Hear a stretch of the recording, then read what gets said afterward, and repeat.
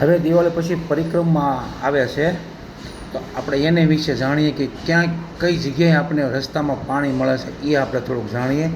કે કાળકાનો વડલો પરિક્રમા ચાલુ કર્યા પછી 2 કિલોમીટરની અંતરે કાળકાનો વડલો આવે છે. ત્યાંથી પછી ઝીણા બાવાની મઢી 2.5 કિલોમીટર આ બધે પાણી મળે.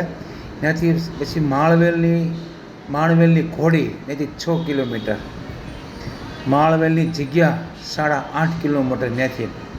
પછી સૂરજકુંડની જગ્યા ત્યાંથી 10 કિલોમીટર.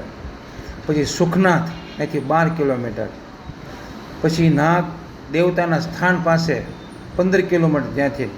સુખનાથથી 12 કિલોમીટર, 12 કિલોમીટરથી નાગદેવ પાસે 15 કિલોમીટર. પછી ત્યાંથી બોરદેવીના 3 રસ્તા 18 કિલોમીટર.